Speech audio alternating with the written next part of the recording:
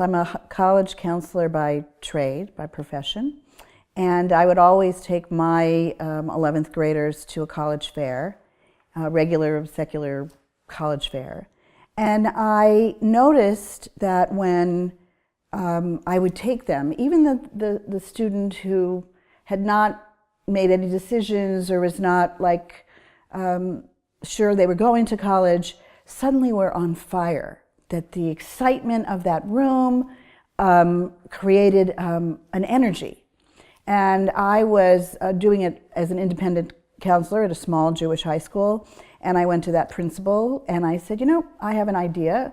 Let's put on an Israel fair, and we will bring more people to your school. They'll see your school, and we'll provide some energy and excitement for the community on this subject.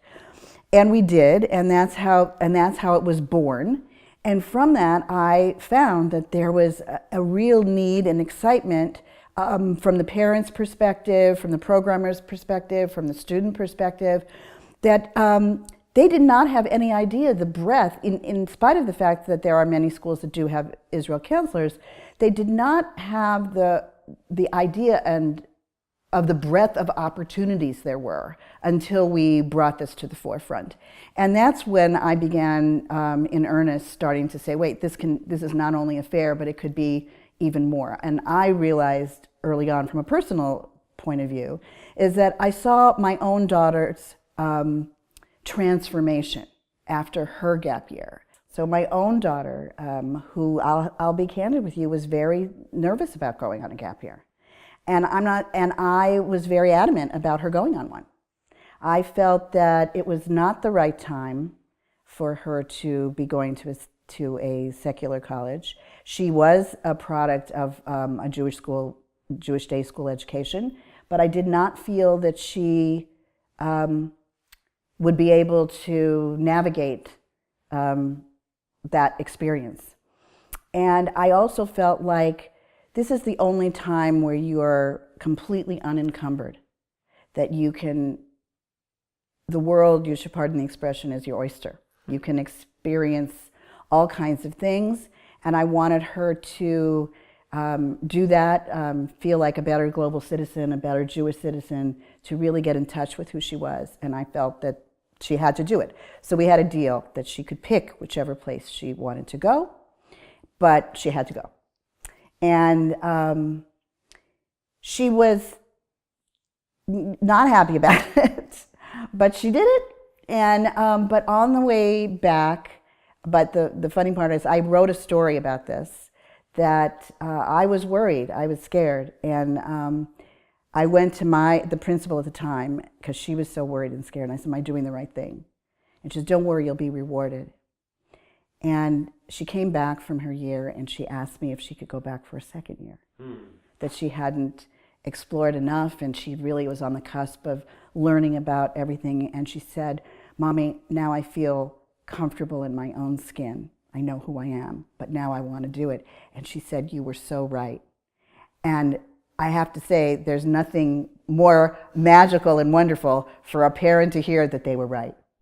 This particular year is where a student takes ownership of their Jewish identity and their love for Israel and their love for the Jewish people. And it's the investment in this time that changes everything, changes the whole equation. This does not matter if you sent your student to 12 years of day school or after school programs or camps or just had lox and bagel on Sunday morning. It's this period of time between high school and college where it's the first time that a student has the opportunity to really ask that question, who am I? Who do I want to be? And we want them to ask that question, you know, in the Jewish community about who do I want to be Jewishly? What role do I play? You know, what kind of life am I going to lead? I like to refer to it as a bridge. This is a bridge year. All that foundation that was laid as an educator, as a parent, I say that kids come back as kind of unofficial ambassadors. You know, what we are, these people are going to be our future leaders. And they are our eyes of what is happening. And when they go to a college campus now that is not always so user-friendly to Jews, and there's a lot of misinformation, let's say, okay? And they're sitting innocently in a classroom and they're hearing somebody talk about something that they know is not true. And just by virtue of saying, no, that's not my experience. I was there for a year. I know what it's like. I call it the miracle of everyday living, okay? That by seeing Israel's strengths and challenges, they're able to articulate to someone else, you know, who Israel is. And they are going to be the people that might change people's minds. And that, not only is that a value for themselves, but that could be a value to, you know, us as a country and us as a Jewish people. They are finding the secular colleges now have really embraced this whole idea. They're encouraging students to take GAP because they're finding the students are more focused, more goal-directed, there's better retention and better grades. So now the Jewish student does not have to be worried about taking this gap year. They can take it with the full support of any of the secular colleges, but they have the investment of examining their own personal Jewish identity. While we started as a small school fair, we're now the largest Israel Gap Year fair in the West Coast, and we're the only cross-denominational fair in the country.